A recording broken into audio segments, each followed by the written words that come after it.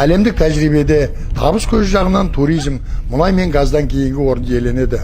Туризм кез келген елдің экономикасы үшін тиімді ықпалмен әсер етеді. Туризмді дамытудағы табыс оның мемлекеттік деңгейде қалай қабылданатынына тікелей байланысты.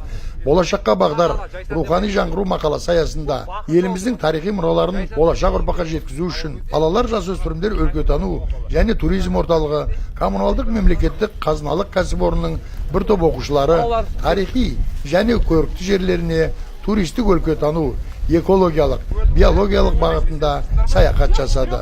Яғни туризм өлкетану ауданымызда туризм және өлкетану бағытын ұйымдастыру жұмыстарын жүргізу біздің ең басты мақсатымыз. Қазақстан Республикасында ішкі және мәдени туризмді дамыту мақсатында жұмыс жүргізу бағытталып отыр. Сол жұмысты жүргізу, яғни біздің міндетіміз ауданымызда туризм бағытын, өлкетану бағытын жандандыру мақсатында біздің ұжым көптеген белді жұмыстар атқарып жатыр. Аудандық, облыстық, республикалық слеттарға, туриадаларға, іс-шараларға ұжымымыз бірден бір ел қатарлы атсалысып, мүдделі жұмыстарды атқаруда.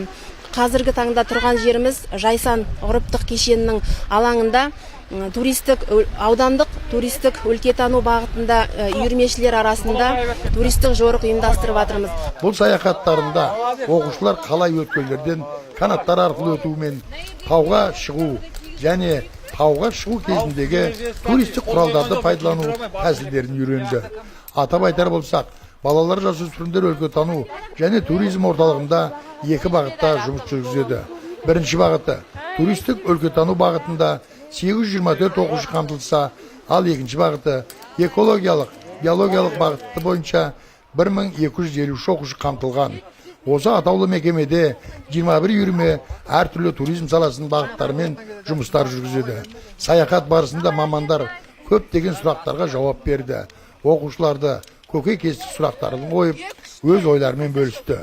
Үлкен әсермен қайтқан оқушылар өз алғыстарын жаудырып, осындай саяхаттардың көптеп ұйымдастырылса екен деген пікірлерін білдірді. Жайсан өлкесіне барып, сол жердегі оқу жаттығу ұйымдарына қатыстым. Және де сол жерде белсенді оқушылардың бірі болып, көптеген жарыстарда жүлделі орындарға ие болып жүрдік. Біз қазіргі таңда Жамбыл орта мектебінің яғни оқушыларымыз. Біз жас өлкетанушылар үйірмесіне көптен бері қатысып жүрміз. Қазіргі таңда Жайсан өлкесіне яғни экскурсияға, яғни біз саяхатқа шықтық. Және де бұл жерде оқу жаттығуларын